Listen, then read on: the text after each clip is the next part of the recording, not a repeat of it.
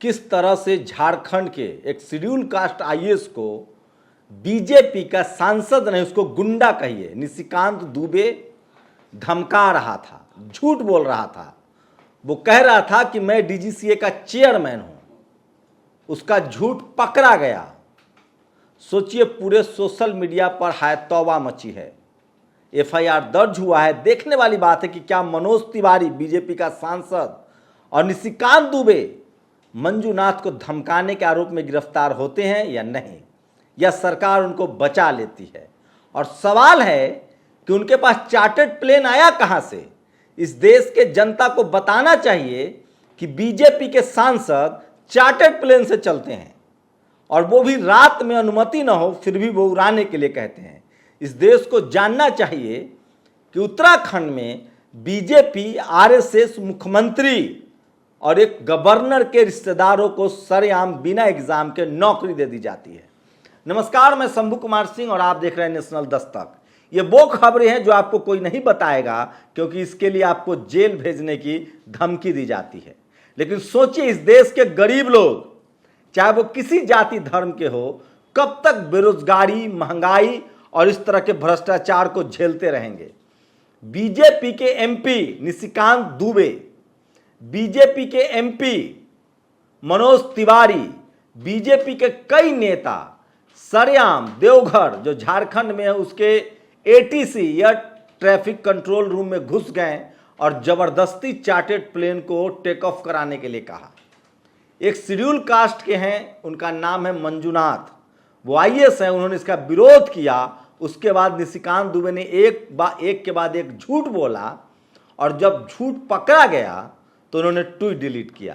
पूरी खबर बताऊंगा, लेकिन एक एक सोशल मीडिया पर वायरल खबर देख लीजिए। कल निर्मला सीतारमण जो इस देश की फाइनेंस मिनिस्टर हैं, तेलंगाना पहुंची थी। कहा कि जो सरकार गेहूं और चावल दे रही है उसके बैग पर प्रधानमंत्री का फोटो होना चाहिए। फिर क्या था, केसीआर जो प्रधानमंत्री को रिसीव करने नहीं जाते हैं, वो कहते हैं कि प्रधानमंत्री सरकारी खर्चे पर आते हैं और प्रचार बीजेपी का करते हैं, मैं रिसीव करने नहीं जाऊंगा। वो प्रधानमंत्री के तौर पे आएंगे तो मैं रिसीव करूंगा, बीजेपी के नेता बनकर आएंगे तेलंगाना तो मैं रिसीव नहीं करूंगा। सोचिए, ये केसीआर और उनकी पार्टी ने क्या किया है, तमाम जो सिलेंडर है, एलपीजी सिलेंडर, उस पर प्रधानमंत्री का फोटो और 1105 रुपया चिपका दिया है। तो सोचिए, खुल के अब राजनीति हो रही है। कल्पना कीजिए कि अगर यही बीजेपी के खिलाफ आप आंदोलन नहीं कर सकते हैं, प्रदर्शन नहीं कर सकते हैं, टीवी अखबार पहले से मैनेज है, सोशल मीडिया पर खबर दिखाएंगे तो आपको धमकी दी जाती है, ट्रोल किया जाता है और चैनल तक बंद करवा दिए जाते हैं। तो ये सब कुछ इस देश में चल रहा है।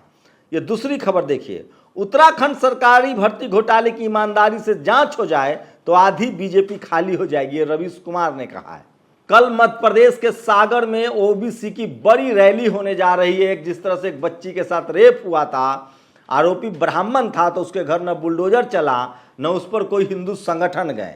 जब आरोपी मुसलमान हो तो पूरे देश में बवाल कर देती है टीवी अखबार और बीजेपी, लेकिन जब आरोपी कोई सवर्ण हो या कोई हिंदू हो तब बीजेपी को कोई प्रॉब्लम नहीं है। तो लोधी समाज की तरह मेरे भी द्वारा त्यागी गई जाति और धर्म के लोग ब्राह्मण पूजा पाठ के बैन पर शादी हो। तो सोचिए, मध्य प्रदेश में लोध समाज के लोगों ने साफ साफ कहा है कि कोई पूजा पाठ और कर्मकांड नहीं होगा, हम लोग बुद्धिस्ट हैं, अम्बेडकराइट हैं। और कल सागर में बड़ी रैली होने जा रही है। वहीं दिल्ली के रामलीला मैदान में महंगाई के खिलाफ कांग्रेस की बड़ी रैली है। ये सोशल मीडिया पर सबसे ज़्यादा वायरल खबर है जो आपको सुनना चाहिए।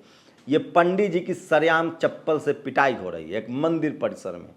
मामला क्या होगा आप समझ ही सकते हैं। ये सोशल मीडिया पर सबसे ज़्यादा वायरल है। संस्कारी ब्राह्मण को उसके संस्कार का इनाम मिल रहा है। और ये तस्वीर देखिए जो सबसे ज़्यादा वायरल है। यूपी में तो बीजेपी का एक मंत्री ही सरकार के खिलाफ धरने पर बैठ गया, और पूरे राज्य में ऐसी तस्वीरें, हम ये तस्वीर नहीं दिखा सकते हैं आपको, मेरी मजबूरी है। अनुराग द्वारी ने ट्वीट किया है, मुख्यमंत्री शिवराज सिंह चौहान के गृह जिले सीहोर में एक शख्स लाश को मोटरसाइकिल पर ले जाने के लिए मजबूर है। ये वो देश है, बातें करवा लीजिए। लगभग 2 लाख साथियों का जमावड़ा तय, मैदान तैयार, SC ST OBC ललकार महारैली, हमारी कटनी टीम भी। सोचिए, तो गजराज पटेल ने ट्वीट किया 2 लाख से ज़्यादा लोग OBC के जुटने वाले हैं, SC ST OBC माइनॉरिटी के। और इस बार मध्य प्रदेश में सबसे ज़्यादा बहुजन आंदोलन चल रहा है। और क्रांतिकारियों को हल्दी चावल लेकर निमंत्रण नहीं भेजते। सागर मध्य प्रदेश आइए, आपके बच्चे की भविष्य की लड़ाई है। और एटा, घर में गणेश पूजा देखने के गोपाल वर्मा का अपहरण, 50 लाख की फिरौती न देने पर 4 दिन बाद खेत से मिली लाश। और गुजरात के बनासकांठा में लव जिहाद के खिलाफ हिंदू संगठनों की आक्रोश रैली थी। चुनाव आते ही हिंदू मुस्लिम हो गया है, पुलिस ने जमकर दौड़ाया। पूर्व मुख्यमंत्री श्री जीतन राम मांझी ने मांग की है कि बिहार सरकार RSS कार्यालय की जल्दी जांच करवाए, क्योंकि बिहार को बड़ा खतरा है। ऐसे ही एक पूर्व प्रचारक ने कोर्ट में हलफनामा देकर कहा है कि RSS पूरे देश में दंगा करवाना चाहती है। दीपक शर्मा ने ट्वीट किया है, एयरपोर्ट पर हंगामा, अफसरों से झगड़ा और FIR होना कोई नई बात नहीं है। असली सवाल है कि मंदी के दौर में BJP सांसद को चार्टर्ड प्लेन देता कौन है। और ये सोशल मीडिया पर सबसे ज़्यादा वायरल है। LPG सिलेंडर पर तेलंगाना में प्रधानमंत्री की फोटो और 1105 रुपये देकर विपक्षी पार्टियां प्रचार कर रही है। निशिकांत दुबे पर कार्रवाई करे, अगर सांसद ऐसा रवैया अपनाए तो गुंडा क्या करेंगे। हेमंत सोरेन सख्त हैं और वो कह रहे हैं कि निशिकांत दुबे गुंडे हैं, बाहरी हैं। पहले BJP सांसद निशिकांत दुबे ने खुद को एयरपोर्ट एडवाइजरी कमेटी का चेयरमैन बताकर देवघर के DC पर धौंस जमाया। जब देवघर के DC ने पूछा कि मैं खुद डायरेक्ट टीम में हूँ, member of the board of directors में हूँ, मुझे कोई चिट्ठी नहीं मिली है, तब वो अपना ट्वीट कर गया। मतलब सरेआम एक सांसद झूठ बोल रहा था। एक आम आदमी ATC टावर में जबरन घुस जाए तो ये राष्ट्रीय सुरक्षा का मामला है और उस व्यक्ति पर ANA से UPA लग जाएगा, लेकिन BJP को कौन समझाए। यूपी के जिला रायबरेली के जगतपुर क्षेत्र में शेड्यूल कास्ट के लोगों पर हमला हुआ था। जब भीम आर्मी गई तो उस पर भी पुलिस ने डंडा चार्ज किया है। तस्वीरें नहीं दिखा सकते हैं क्योंकि डरावना है, विभत्स है। बलिया यूपी के सरकारी स्कूल में बाइक छूने पर शिक्षक ने कक्षा 6 के मासूम बच्चे को कमरे में बंद करके उसको लोहे के रड से मारा है। पेशाब करने पर 12% GST, ये भी देश में पहली बार हो रहा है, आगरा में हुआ है। तेलंगाना में गैस सिलेंडर पर 1105 रुपये लिख दिया गया और यही है वो निशिकांत दुबे जो कह रहे थे कि प्रधानमंत्री मोदी जो हैं वो आपको मुफ्त का 5 किलो राशन दे रहे हैं। और करो FIR। सोचिए, मध्य प्रदेश में मनुवादियों का जब बॉयकॉट हुआ तो मनुवादी पत्रकार घबराए हुए हैं और वो कह रहे हैं कि इन पर FIR दर्ज होना चाहिए। स्वरा भास्कर की मां ईरा भास्कर को UPA सरकार ने 2011 में केंद्रीय सेंसर बोर्ड में मेंबर बनाया था। उसके बाद स्वरा भास्कर हीरोइन बनी। स्वरा भास्कर कह रहे हैं कि फिल्म इंडस्ट्री में जातिवाद नहीं है, लेकिन सोशल मीडिया पर लोग लगातार सवाल पूछ रहे हैं। और जौनपुर में तो डिप्टी CM की बैठक में ही मारपीट हो गई। तो ये वो तमाम खबरें हैं जो आज सोशल मीडिया पर वायरल हैं, लेकिन सवाल है कि निशिकांत दुबे का क्या होगा। वो निशिकांत दुबे, सोचिए। और अंत में ये वीडियो देखिए, गुजरात में लव जिहाद वाला मामला चल रहा था। हर जगह हिंदू मुस्लिम का मामला हो, BJP उसके हाथों हाथ लेती है और इसी तरह से नफरत फैलाती है। SC ST OBC माइनॉरिटी के लोगों को इससे सावधान रहना चाहिए, क्योंकि हिंदू मुस्लिम के चक्कर में आपका रोजी रोटी अधिकार जो है वो लगातार खत्म हो रहा है। तो सबसे बड़ी खबर है किस तरह से एक विधायक सांसद ने सरेआम झूठ बोला। एक शेड्यूल कास्ट IAS को धमकाया, डराया, लेकिन वो डरे नहीं। और सोशल मीडिया पर पूरे देश में इनकी तारीफ हो रही है। देवघर के जो DC हैं, जो डिस्ट्रिक्ट कलेक्टर हैं, उनकी तारीफ हो रही है और लोग कह रहे हैं कि भारत को ऐसे बहादुर अधिकारियों की ज़रूरत है।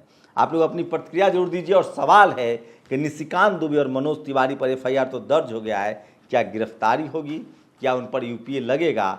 जिस देश में प्रधानमंत्री के खिलाफ आप एक लाइन बोल दीजिए तो UPA लग जाता है, NA से लग जाता है, गिरफ्तारी हो जाती है। वहाँ ATC एयर ट्रैफिक कंट्रोल में घुसकर हंगामा किया गया, रात में जहाज उड़ाने के लिए कहा गया, चार्टर्ड प्लेन उड़ाने के लिए कहा गया। सवाल है कि BJP सांसदों के पास कितना पैसा है कि वो चार्टर्ड प्लेन से सफ़र करते हैं। नेशनल दस्तक की आपसे गुजारिश है कि अगर इसको बचाना चाहते हैं तो नेशनल दस्तक को सब्सक्राइब करने के लिए रेड कलर के सब्सक्राइब बटन को दबाएं, फिर बेल आइकन की घंटी दबाएं। नेशनल दस्तक को बचाने के लिए बहुत ज़रूरी है कि हर खबर को शेयर करें, लाइक करें, कमेंट जरूर करें।